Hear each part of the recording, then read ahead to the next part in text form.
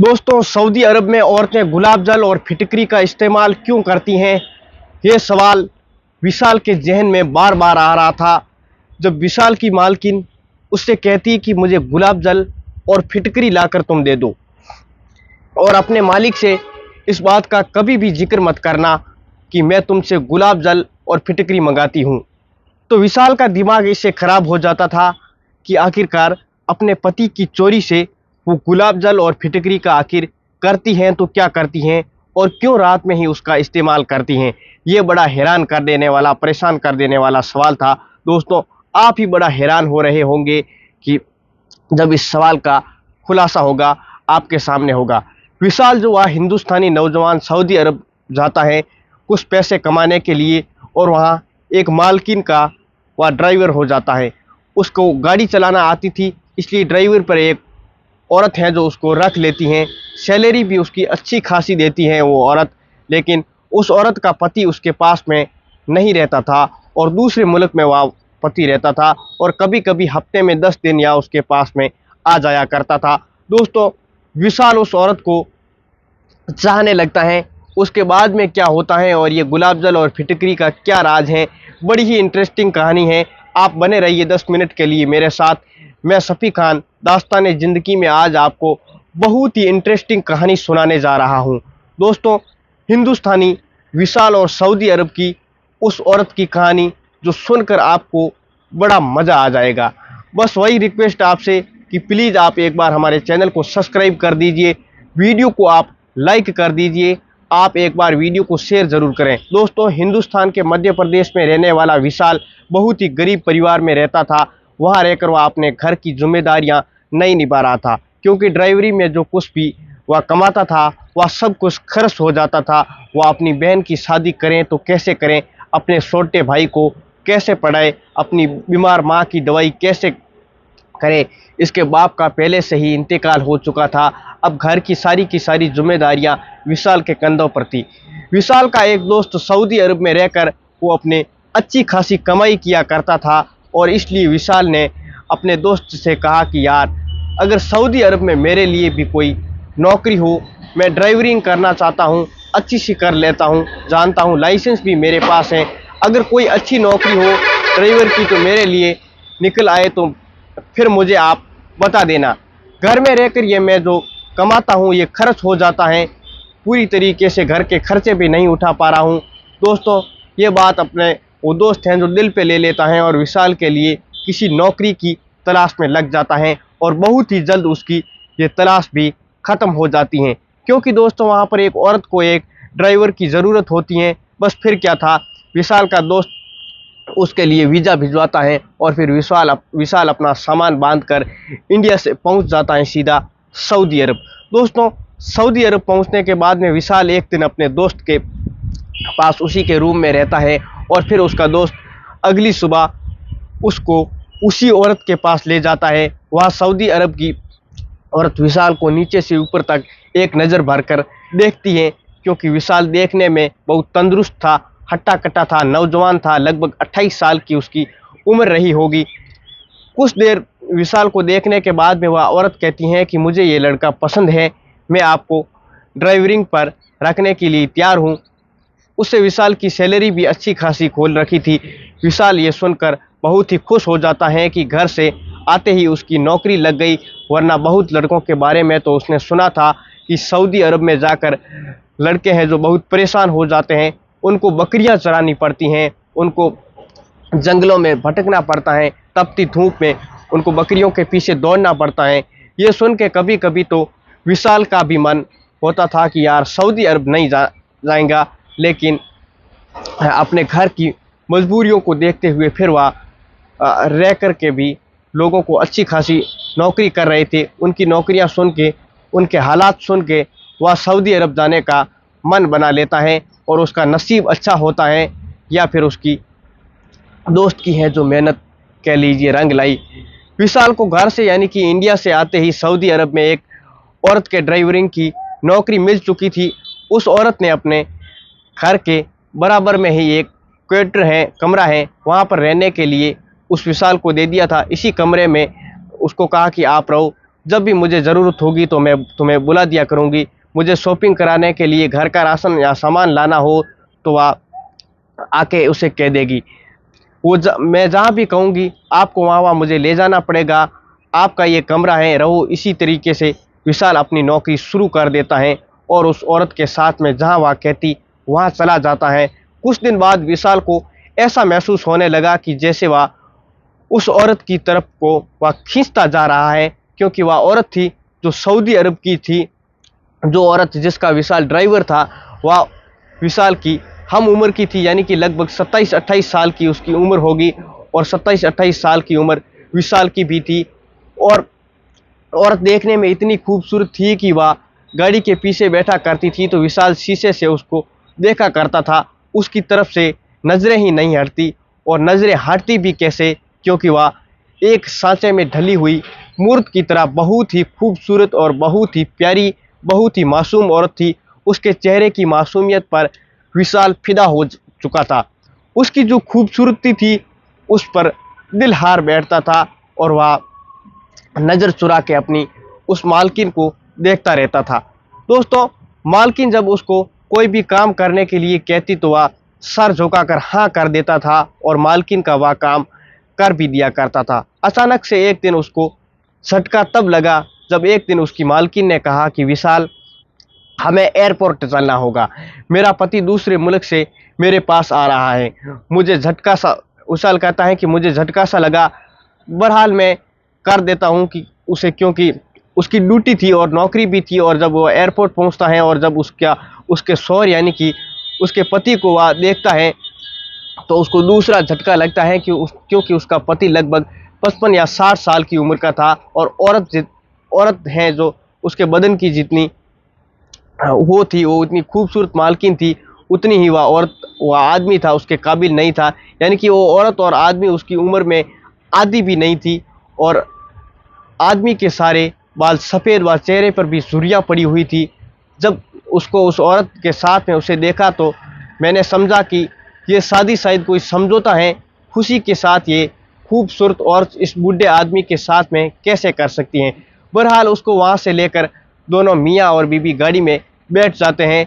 फिर गाड़ी में चलाने लगता हूँ, क्योंकि मैं देखता हूँ कि उस आदमी ने उस औरत की बाहों में बाहें डाल रखी थी और उसके हाथों में हाथ लिए हुए थे और वह कह रहा था कि डार्लिंग, करूँ तो क्या करूँ, मुझे बाहर रहना पड़ता है और मेरी मजबूरी है। मुझे तुम्हें छोड़ने का मन भी नहीं करता है, लेकिन बाहर जाना भी मेरी मजबूरी है, मजबूरी में एक शामिल है। लेकिन अब मैं जितने भी दिन के लिए यहाँ पे आया हूँ तुम्हारे साथ रहूँगा, हर वक्त तुम्हारे पास ही रहूँगा, यहाँ रहकर कोई भी काम नहीं करूँगा। उसके हाथों में वह हाथ डाले हुए औरत का मुझ पर बहुत बड़ा महसूस हो रहा था। मैं शीशे से उस आदमी की सारी हरकतें देख रहा था। विशाल नीचे से ऊपर पसीने से पसीना हो गया। वो कहता है कि मेरे तन बदन में आग लग रही थी। ये बूढ़ा आदमी इस औरत को क्यों छू रहा है, क्योंकि उससे और प्यार कर रहा था। और उस गाड़ी यानी कि विशाल की भी शर्म नहीं कर रहा था और वह बराबर उस औरत के गालों पे, उसके सीने पे हाथ फेर रहा है। जैसे जैसे करके विशाल उस दोनों को घर छोड़ता है और फिर अपने कमरे के अंदर चला जाता है। वहाँ पर जाने के बाद में शाम का खाना खाता है और फिर सोने के लिए लेट जाता है। लेकिन विशाल को नींद नहीं आ रही थी। आंखों से कोसों दूर नींद उसकी थी, क्योंकि वो बार बार रहकर अपनी मालकिन का चेहरा विशाल की आंखों के सामने आ जाता था और उसके बाद में उसके बूढ़े पति का चेहरा भी उसकी आंखों के सामने आ जाता था। क्योंकि दोस्तों, बार बार वो कह रहा था कि विशाल यानी कि सोच रहा था कि आखिरकार ऐसी क्या मजबूरी रही होगी, ऐसी क्या वजह रही होगी जो उस खूबसूरत औरत को 60 साल के बूढ़े आदमी से शादी करने की ज़रूरत पड़ी। ये क्या वजह हो सकती है, वह सोचकर अपने आप को वह परेशान कर रहा था। उसका दिमाग खराब हो रहा था। कभी कभी वह इधर उधर करवटें लेता, कभी तकिए को अपनी आंखों के ऊपर रखता, अपने कभी तो मुंह पे ऊपर रखता, कभी सीने के ऊपर रखने की कोशिश करता, लेकिन नींद उसको नहीं आ रही थी। ये रहकर उसे यही ख्याल आ रहा था कि वो औरत अपने शौहर के बाहों में होगी। वो आदमी उसे टाइम के लिए, इस टाइम वो क्या कर रहा होगा, उसको प्यार कर रहा होगा या क्या उससे बातें कर रहा होगा। क्या उसके जिस्म पर कपड़े होंगे या फिर नहीं होंगे। इस तरह के सारे सवाल विशाल के दिमाग में आ रहे थे और उसका दिमाग फटा जा रहा था। वह सोचता था कि मैं कैसे बर्दाश्त कर दूं इतनी खूबसूरत औरत को, जो आदमी उसका ना ही तो खूबसूरत है और ना ही वह जवान है। इसी कसम के सुबह हो जाती है और सुबह जब उस औरत से तो पूछने के लिए कहीं जाना है या फिर नहीं जाना है, घर में पहुंचता है तो वह बाहर लॉबी में ही दोनों पति पत्नी बैठे हुए थे और उस आदमी ने उसको अपनी बाहों में लिया हुआ था और उससे बिल्कुल सटा हुआ बैठा हुआ था और उसकी गर्दन में हाथ डाले हुए लगभग उसके मुंह से मुंह लगाने की तैयारी में था। दोस्तों, ऐसी मुद्रा में थे कि दोनों एक दूसरे से निहार रहे थे, प्यार कर रहे थे। और इस हालात में जब विशाल उसको देखता है तो विशाल शर्मा जाता है और पीछे से रुकने के बाद में ज़बरदस्ती वह खांसने की कोशिश करता है। और जब वह खांसता है तो वह औरत है जो थोड़ी हट जाती हैं और उसे आदमी से पीछे हटने की कोशिश करती हैं, लेकिन वह आदमी अपनी औरत को छोड़ना नहीं चाहता था और इसी तरीके से बेशर्मी से विशाल के सामने ही उसकी बाहों में बाएं डाले हुए उसको अपनी बाहों में भरे ऐसे ही पकड़ा रहता था। और औरत कहती कि थोड़ा तो शर्म करो, नौकर का तो ख्याल रखो, ये हमारे बारे में क्या सोचेंगे। वो आदमी कहता है कि अरे डार्लिंग, कैसी बात करती हो, नौकर भी तो हमारे अपने ही हैं, ये कहीं जाकर बाहर ढिंडोरा थोड़े ही पीट रहे हैं कि हम इस तरीके से कर रहे हैं। कोई बात नहीं, आज का यही मॉडर्न ज़माना है, आप शर्म नहीं करो।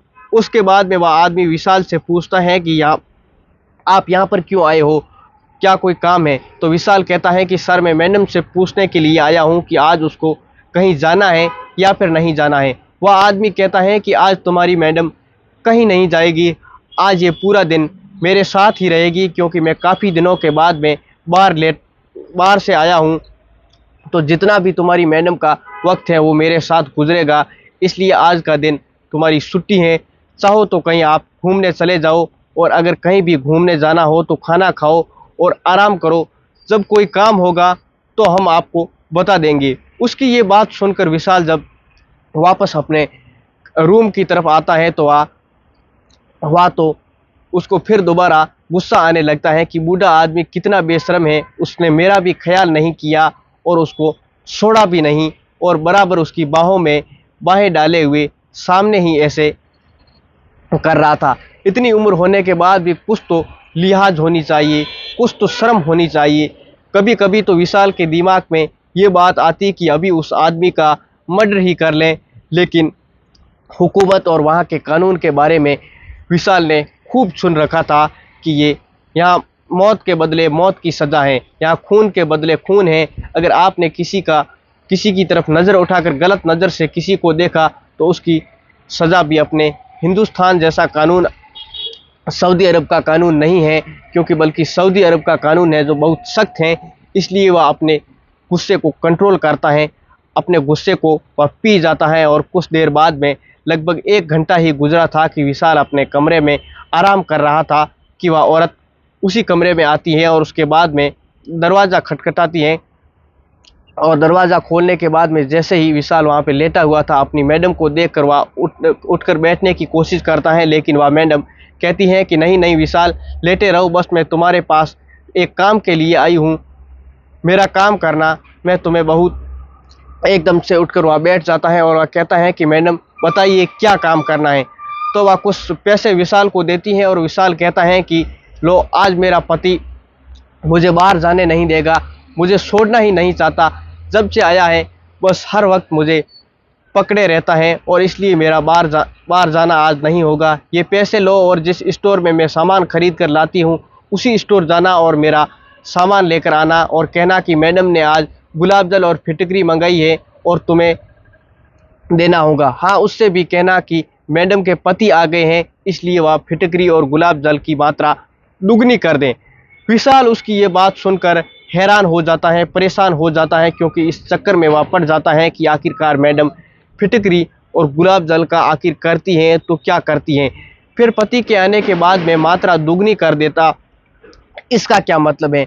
बहरहाल वह अपने सर को चुका लेता है और चला जाता है उसी स्टोर पर जहाँ पर उसकी मैडम सामान खरीद कर लाती थी, राशन वगैरह लाती थी। और वहाँ पर जाकर उस दुकानदार से वह कहता है कि मेरी मैडम ने आज आपसे जो अक्सर आपकी दुकान पे आया करती हैं उसने गुलाब जल और फिटकरी मंगाई है और आज वह डबल मात्रा में मांग रही है। वह दुकानदार हंसता है, मुस्कुराता है और फिर फिटकरी और गुलाब जल लाकर उसको देता है और वह फिटकरी और गुलाब जल को लेकर अपनी मैडम के पास चला जाता है और वापस वह सामान उसको लाकर दे दिया जाता है। जैसे ही वह सामान उसकी मैडम को उसके हाथ में पकड़ा लेता है तो उसकी तरफ वह देखकर मुस्कुराया और नज़रें नीचे करके अंदर जाने की कोशिश करने लगी। तो फिर वापस आई और फिर कहने लगी कि मैंने तुमसे एक बात कही थी कि कभी भी भूल से भी अपने मालिक से इस बात को ऐसे मत बताना कि मैं तुमसे गुलाब जल और फिटकरी मंगाई है। और फिर एक बार विशाल का दिमाग खराब हो जाता है। अपने नौकर से पूछने की वह कोशिश करता है कि वह आखिरकार मैडम ने गुलाब जल और फिटकरी किस लिए मंगाई है। वह नौकर भी हंसने लगते हैं और कहते हैं कि कैसी बात करते हो, यहाँ की औरतें गुलाब जल और फिटकरी की शौकीन होती हैं। और भी परेशान जब विशाल हो गया, शौकीन होती हैं, आखिरकार कोई ये बताने के लिए तैयार क्यों नहीं है कि वो कैसे लगाती हैं, क्यों लगाती हैं, कहाँ पर लगाती हैं, किस लिए इसका इस्तेमाल करती हैं। फिर उसने सोचा कि उस दुकानदार से ही जाकर क्यों ना पूछ लें। विशाल उस दुकानदार के पास में पहुंचता है और उस बूढ़े आदमी ने उसको जब दुकान पर आते हुए देखा तो वह मुस्कुराकर कहा कि क्या गुलाब जल और फिटकरी कम पड़ गई है, इसलिए तुम्हारी मैडम ने तुम्हें दोबारा लेने के लिए भेजा है। तो वह कहता है कि ऐसी नहीं है सर, बस मैं आपसे ये पूछने के लिए आया हूँ कि ये औरतें सऊदी अरब में गुलाब जल और फिटकरी का आखिर करती है तो क्या करती हैं।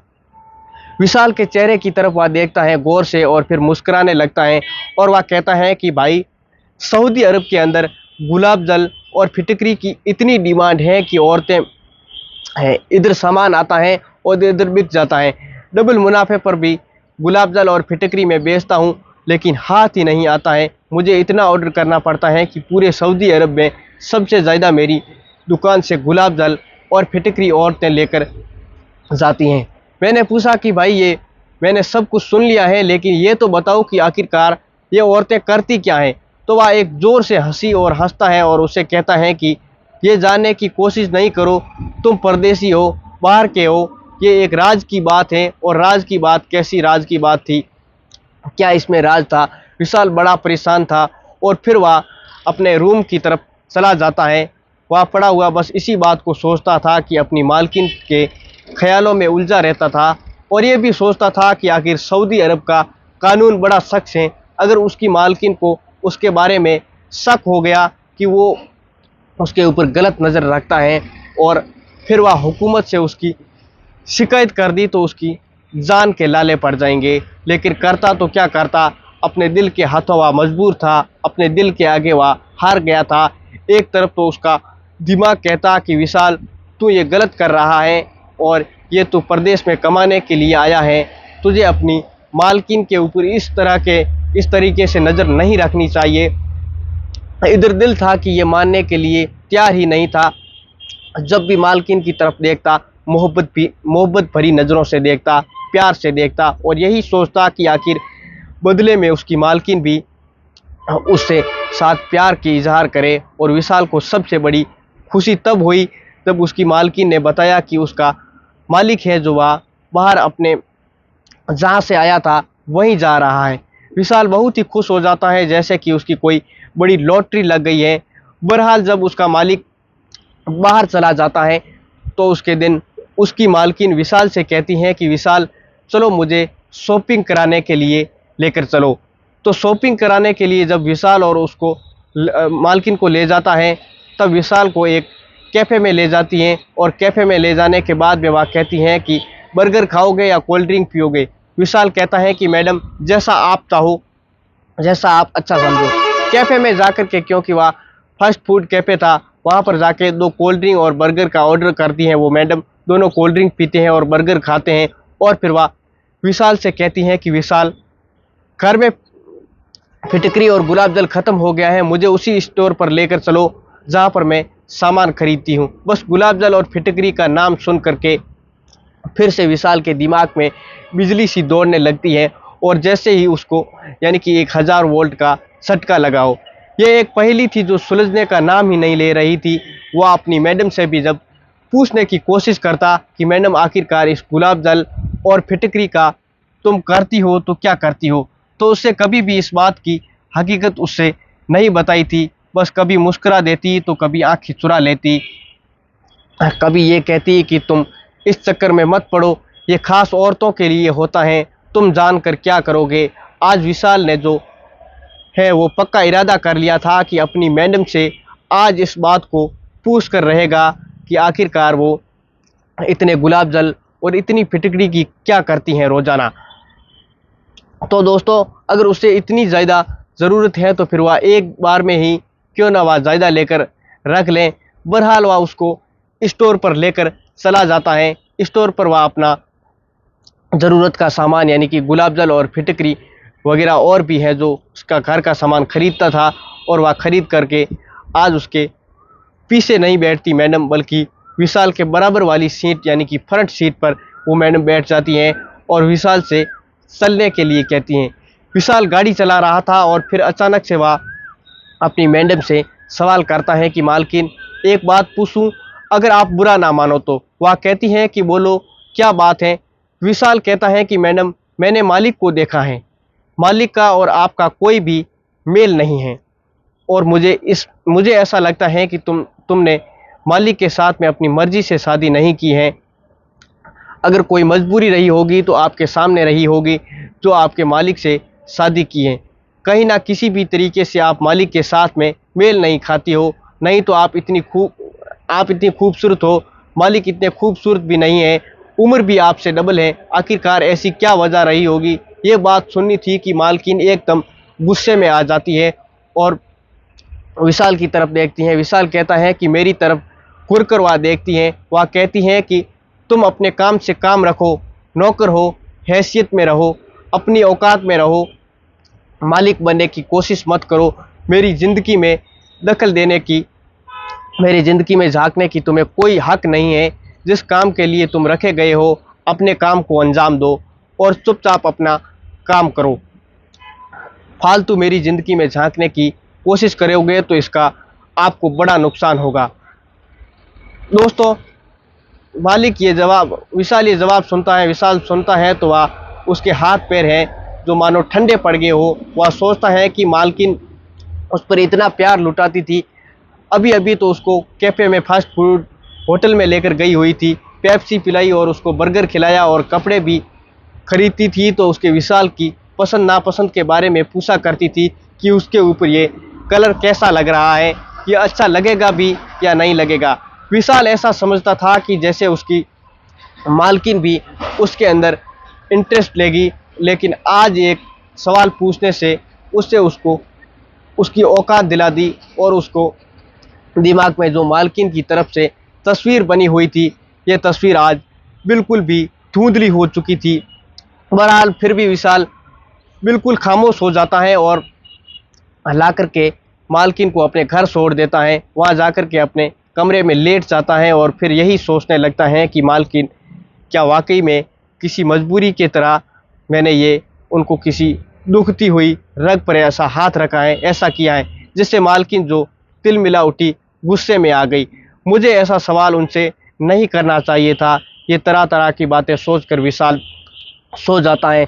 सुबह जब उठता है तो सुबह वो देखता है उसके रूम के सामने ही यानी कि उसके दरवाजे पर उसकी मालकिन खड़ी है और वह कहती है कि विशाल, बहुत देर हो चुकी है, तुम्हें सोते सोते, क्या रात को देर से सोए हो, मुझे शॉपिंग कराने के लिए चलोगे। विशाल चुपचाप वहाँ से उठता है, हाथ मुंह धोता है और फिर बिना नाश्ता किए ही अपनी मालकिन के साथ चल देता है। मालकिन जब कपड़े वाली दुकान पर पहुंचती हैं तो एक सूट और एक ड्रेस उठाती हैं और विशाल से पूछती हैं कि विशाल, ये ड्रेस कैसी लग रही है। विशाल कहता है कि मैडम, आपकी मर्जी, आपको पहनना है, आप जानो कैसी लग रही है। ना तो आप मेरे लिए ये ड्रेस खरीद रही हो, ना ही आप पहनकर मुझे दिखाओगी। आपको ये सवाल मालिक से पूछना चाहिए। आप ये ड्रेस खरीद करके मालिक को ही दिखाओगे, तो इसलिए मैं तो अनजान हूँ और मेरी इतनी औकात नहीं कि मैं आपके लिए ये फैसला कर सकूँ कि आप कौन सी ड्रेस आप पर अच्छी लगेगी ये कौन सी ड्रेस आप पर सूट करती हैं या नहीं करती हैं। ये बात मालकिन ने जब सुनी तो मालकिन समझ गई कि विशाल उसको ताना मार रहा है। फिर वह ड्रेस वही दुकानदार को देती हैं और कोई भी खरीदारी नहीं करती हैं और आके सीधा गाड़ी में बैठ जाती हैं। विशाल ये समझ जाता है कि शायद मैडम बुरा मान गई हैं। वह भी गाड़ी में आकर चुपचाप बैठ जाता है और फिर गाड़ी को चलाने लगता है, घर की तरफ बढ़ने लगता है। और कुछ देर बाद में खामोशी के बाद में उसकी मैडम बोलती हैं कि विशाल, मैंने जिस आदमी से शादी की है इसकी हकीकत तुम्हें अंदाज़ा बिल्कुल तुम्हारा सही था। मैंने अपनी मर्ज़ी से शादी नहीं की है, एक मजबूरी के तहत, एक समझौते के तहत। मुझे तो ये भी याद नहीं है कि मेरे माँ बाप कौन थे। बचपन में ही मुझे किसी ने किडनैप कर लिया था और मुझे एक अंग्रेज़ औरत ने पाला। मुझे वह अच्छा खाना खिलाती और अच्छे से कपड़े पहनाती और जल्दी से जल्दी वह जवान करने की शायद कोशिश कर रही थी। जब मैं जवान हुई लगभग 14-15 साल की, तब मुझे पता चला कि जो मुझे इतना खिलाती पिलाती हैं, मेरे ऊपर इतना मेहरबान थी, वह अक्सर मुझे धंधा कराने के चक्कर में थी। जब मैं बड़ी हो जाऊंगी तो वह मुझसे जिस्म फरोशी का धंधा कराएगी और मैं बड़ी हैरान और परेशान थी। करूं तो क्या करूं, इस काम को मैं नहीं करना चाहती थी। वह औरत मेरी खूबसूरती से, मेरे जिस्म से पैसा कमाना चाहती थी। उसका इरादा, अपने इरादे से वह अटल थी। उसने मेरी एक नहीं सुनी और फिर उसने मेरी बोली लगा दी। सबसे पहला जो ग्राहक मेरा था वह तुम्हारे मालिक ही थे, जो मेरे पास आए थे। और पहली बार में जब किसी लड़की की बोली लगती है तो बोली, कंवारी लड़की की जब कोई खरीदता है तो वह उसके लाखों रुपये अदा करता है। तुम्हारे मालिक ने भी लाखों रुपये देकर मुझे एक रात के लिए खरीद लिया था। जब तुम्हारे मालिक मेरे पास आते हैं तो मैं उनको देखकर रोने लगती हूँ, क्योंकि वह मेरी उम्र से डबल थे। तंदुरुस्ती भी उनकी अच्छी नहीं थी। मैंने उनसे हाथ जोड़कर कहा कि मेरे साथ ये मत करो, ये पाप है। मुझे पाप करने में बहुत डर लगता है, मैं गुनाह से डरती हूँ। वह कहता है कि मैंने तुम्हारे कीमत दी है और वेश्यावृत्ति के धंधे में तुम ये काम में है, तो आज के बाद में तुम काम तो ये करोगी। तो मालकिन कहती हैं कि मुझे मर्दों से बड़ा डर लगता है। मैं इतना तो समझदार हो ही गई थी कि मुझे पता था कि जब वह हर रात कोई ना कोई मर्द आएगा तो मुझ पर अपनी मर्दानगी दिखाएगा। कोई मेरे साथ ज़बरदस्ती करेगा, कोई मेरे जिस्म को नोचेगा, कोई मुझे मारेगा। ये सारी बात सुनकर मैं डर जाती, कांपने लगती। तुम्हारे मालिक के साथ हाथ जोड़ती और कहती कि ये सब कुछ मेरे साथ अगर तुम करना ही चाहते हो तो एक सिस्टम के साथ करो, इस तरह से पाप मत करो। मुझे इस औरत से खरीद लो और ज़िंदगी भर के लिए तुम्हारा गुलाम बना लो। अब मुझसे शादी कर लो। मुझसे शादी करोगे तो ज़िंदगी भर में तुम्हारा गुलाम बन के रहूँगी। जिस्म तुम जैसा कहोगे वैसा करूँगी, जिस तरीके से कहोगे वैसा करने के लिए मैं तैयार रहूँगी। वो आदमी यानी कि तुम्हारा मालिक कहता है कि इसकी क्या गारंटी कि तुम शादी होने के बाद में तुम हमेशा के लिए मेरा साथ दोगी, क्योंकि मेरी उम्र भी अभी ज़्यादा तुम नहीं है, मेरी उम्र ज़्यादा है, अभी पूरी तरीके से तुम तो जवान नहीं हुई, मेरी आगे जाकर ढल जाएगी और तुम्हारी उम्र है जो भरी जवानी में आएगी। अगर तुम मेरे साथ में बेवफाई करोगी तो फिर मैं क्या करूँगा। वह लड़की कहती है कि ऐसा कभी नहीं करूँगी। जो औरत पाप करने से डर लगता है, जो औरत अल्लाह ईश्वर से डर अपने दिल में रखती है, वह अपने पति के साथ में, शौहर के साथ में ऐसी बेवफाई कभी नहीं कर सकती। सारा सब कुछ जिस्म की भूख नहीं होती। तुम मुझे इस दलदल से निकाल दो। मैं वादा करती हूँ कि अगर तुमने मुझे इस दलदल से निकाल लिया, तो इस गुनाह से, इस पाप से बचा लिया, तो ज़िंदगी भर तुम्हारी दासी बनकर रहूँगी, कभी उफ तक नहीं करूँगी। तुम्हारा मालिक उस टाइम को सोचता है और फिर उसी औरत के पास में जाता है, मुझे खरीदने के लिए उससे रकम पूछता है। वह रकम मुँह मांगी मांगती है और तुम्हारा मालिक वह रकम अदा करके मुझे वहाँ से ले जाता है और फिर शादी कर लेता है। शादी करने के बाद में जब वह अपने घर लेकर जाता है तो उसकी जो पहली बीवी थी वह मुझे अपने साथ में रखने के लिए स्वीकार नहीं करती है। वह उससे झगड़ा करने लगती है कि इस औरत को कभी भी अपने पास नहीं रखूँगी। तो तुम्हारा मालिक कहता है कि तुम्हें बाहर विदेश जाने की बहुत तमन्ना थी, बार बार तुम मुझसे कहती थी कि बार बार विदेश मुल्क में लेकर जाना है, तो फिर तुम्हें दूसरे मुल्क में सेटल कर देता हूँ। फिर वह अपनी पहली बीवी को दूसरे मुल्क में सेटल कर देता है। उनकी शर्त लगती है कि महीने में 22 दिन वो उनके पास रहना पड़ेगा और वह 1 महीने में सिर्फ 8 दिन ही नई बीवी के साथ पास आते हैं और फिर ये करके चले जाते हैं। अपने पति खुश से तो नहीं है, फिर उन्हें आइडिया का जो था उसके साथ में वह खुशी के साथ में रात को वह सोती हैं। सब कुछ समझौता था, लेकिन वह अपने शौहर के साथ में, अपने पति के साथ में, भले ही उसको पसंद करती हूँ या फिर ना करती हूँ, लेकिन मैं अपने शौहर के साथ में बेवफाई कभी नहीं कर सकती। विशाल, मुझे पता है कि तुम मुझे पसंद करते हो, तुम्हारी नज़रें मैंने भांप ली थी, तब तुम मुझे देखा करते थे। औरत ही क्या जो किसी मर्द पर उसकी पड़ी नज़र को ना पढ़ सके, पहचान ना सके। मैंने तुम्हारी नज़रों को देख लिया था और जान लिया था कि तुम मेरे लिए सोच क्या रखते हो। मुझे पता है कि तुम मुझसे मोहब्बत करते हो और बार बार इसलिए तुम मुझे सवाल पूछते हो। मुझसे पूछा कि मेरे शौहर मेरे बारे में और मेरे बारे में, लेकिन मैंने आज तुमसे ये बात क्लियर बता देना चाहती हूँ कि मैं अपने शौहर के साथ में कभी भी बेवफाई नहीं कर सकती। अगर तुम्हारे दिमाग में ये ख्याल है कि मैं उसे छोड़कर तुम्हारे साथ में रंगरेलियाँ मनाऊंगी, अय्याशी करूंगी, तो तुम अपने दिमाग से ये बात हमेशा हमेशा के लिए निकाल दो और अपने दिमाग को बिल्कुल साफ कर दो। ऐसा कभी नहीं हो सकता। मैंने उस दलदल से, उस पाप से बचने के लिए पहले ही अपने पति से वादा किया हुआ है कि मैं ज़िंदगी भर मुझे जिस्मानी सुख मिले या ना मिले, लेकिन मैं उसके साथ कभी भी ये बेवफाई नहीं करूँगी। ये मेरा शौहर बाहर मुल्क से आता है तो मैं उसके लिए सजती हूँ, संवरती हूँ। वह बाहर रहता है तो मैं उसकी पसंद नापसंद के हिसाब से नई नई ड्रेस खरीदती हूँ। जब वह 1 हफ्ता मेरे बारे में मेरे साथ रहता है तो मैं उसकी खुशी के लिए, खुश रखने के लिए हर कोशिश करती हूँ। चाहे मैं खुश हूँ चाहे नहीं हूँ, ये अलग मैटर है, लेकिन अपने शौहर यानी कि अपने पति को खुश करने के लिए हर काम वो करती हूँ जो उसे अच्छा लगता है। इसलिए अपने दिमाग से भी जो भी मेरे लिए तुम्हारे दिमाग में चल रहा है उसको निकाल दो। और फिर मैंने अपने दिमाग में तुम्हारे लिए आज तक भी कुछ भी नहीं सोचा है, क्योंकि मैं अपने शौहर से, अपने पति से कभी बेवफाई कर ही नहीं सकती। आज विशाल को जो अपनी मालकिन से ये बात सुनने के बाद में उसके लिए प्यार नहीं बल्कि इज्जत बढ़ गई थी। और औरत ज़िंदगी में एक आदमी के लिए, अपने एक वादे के लिए कितना त्याग कर सकती हैं, ये एक है औरत। और उसके बाद में वह कहता है कि मालकिन चलो ये सारी चीज़ें सही हैं, आज के बाद में मैं आपको उस नज़र से कभी नहीं देखूंगा, सिर्फ मालकिन की नज़रों से देखूंगा। और आज से आपको मेरे लिए दिल में इज्जत और बढ़ गई है। और ये इज्जत जो वो पाक इज्जत है जो मेरे लिए ख्याल में वहम था। हाँ, आपको पाने के लिए मैंने ये सिर्फ एक सवाल आपसे मैं पूछना चाहता हूँ कि आप फिटकरी और उस गुलाब जल का क्या करती हो। तो मेरी मालकिन यानी कि विशाल कहता है कि मेरी मालकिन मुस्कुराती हैं और वह कहती हैं कि विशाल, सऊदी अरब की जो औरतें होती हैं वो पहली बात तो किसी के सामने अपना चेहरा ज़्यादा नहीं खोलती हैं।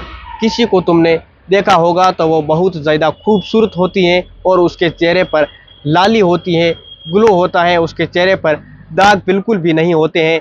हम औरतें हर रोज़ सुबह और रात को सोते टाइम फिटकरी को पीसकर गुलाब जल के जल को उसमें मिला करके और फिर अपने चेहरे पे 10 या 15-20 मिनट के लिए लेप करते हैं और फिर उसको धो डालते हैं। पिला दगा रोज़ टाइम हम ये करते हैं, तभी तुम देख रहे हो कि मेरे जिस चेहरे पर तुम मर मिटे हो उसी फिटकरी और गुलाब जल की बदौलत है। मेरे चेहरे पर कोई भी दाग और मेरे नहीं बल्कि सऊदी अरब की किसी भी औरत पर, ये बहुत ही ऐसी औरत कम होगी तो उसके मुंह पर झाइयाँ वाला आपको मिलेगा। सऊदी अरब की जो इसलिए बहुत खूबसूरत लड़कियां होती हैं, उसने कहा कि चेहरे के लिए तो कुछ और समझ रहा था मैं, तो क्या क्या दिमाग में। विशाल कहता है कि मेरे आता है, इसको आप छुपाती क्यों हो। वह कहती हैं कि औरतें अपनी खूबसूरती का राज हमेशा छुपा कर रखती हैं और किसी से भी ये ढिंढोरा नहीं पीटती है कि मैं जो इतनी खूबसूरत हूँ ये चीज़ इस्तेमाल करती हूँ। बहरहाल हम ये गोपनीय बात है इसलिए हर किसी से नहीं बताते हैं और मैंने तुमसे भी नहीं बताई थी। उस दिन के बाद में विशाल अपनी मालकिन के लिए जहाँ से भी जाने के लिए कहती वह जाता और उसके और इज्जत की नज़रों से उसे देखता। उसको फिटकरी और गुलाब जल का राज भी पता चल चुका था कि सऊदी अरब की जो औरतें होती हैं गुलाब जल और फिटकरी का क्या करती हैं। और दोस्तों, आपको भी पता चल चुका होगा कि गुलाब जल और फिटकरी का मिक्स करने से चेहरे पर लगाने से चेहरे पर ग्लो आता है, खूबसूरती बढ़ती है और चेहरे के दाग धब्बे भी हट जाते हैं।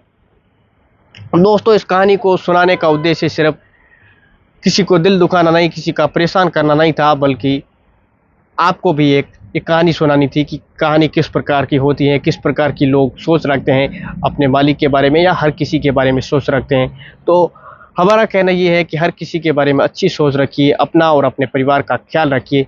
तब तक के लिए मैं आपको एक और इंटरेस्टिंग और अच्छी कहानी में मिलता हूँ। धन्यवाद। एक बार आप वीडियो को लाइक करें, आप हमारे पेज को फॉलो करें। हाँ, एक बार आप इस वीडियो को शेयर करना ना भूलें। धन्यवाद।